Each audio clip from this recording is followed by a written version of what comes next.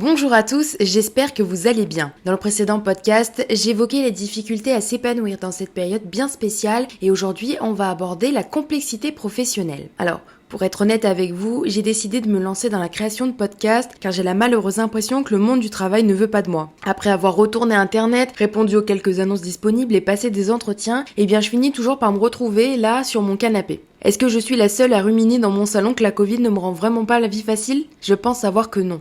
Au troisième trimestre de 2020, le chômage a augmenté de 0,9 points, donnant alors 2,7 millions de Français recherchant un emploi. La catégorie qui souffre le plus, ce sont les jeunes de moins de 25 ans.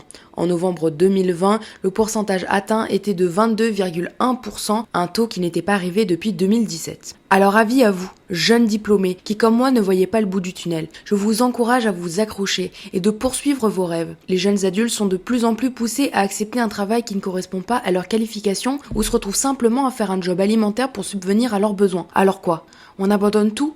Quid de nos années d'études, des sacrifices pour faire ce qu'il nous plaît. Ne baissez pas les bras. Si l'opportunité ne se présente pas, créez-la. Montrons que nous avons du talent et de la persévérance. Toi, qui es derrière ton écran. Qu'est-ce qui te retient de te lancer ? En 2020, grâce au répertoire des entreprises et des établissements, on sait que 848 milliers d'entreprises ont vu le jour, un nombre encore jamais atteint. Pourtant, après leur diplôme, seulement 0,6% des étudiants se lancent dans l'entrepreneuriat. Les questions de budget, de viabilité ne devraient pas être un frein à vos ambitions. Les secteurs comme l'environnement, les nouvelles technologies, les services à la personne et j'en passe sont en plein essor, alors n'hésitez plus. Si vous êtes décidé à partir à l'aventure de l'entrepreneuriat, sachez qu'il est possible d'avoir des aides, comme le crédit solidaire qui peut aller jusqu'à 10 000 euros pour une durée de 4 ans, les aides OCO qui aident les PME pour des subventions allant de 1 000 à 8 000 euros, ou encore des concours nationaux et régionaux organisés par l'État, des fondations ou des structures privées, et ils ont pour but d'aider financièrement pour la création d'entreprises et de projets.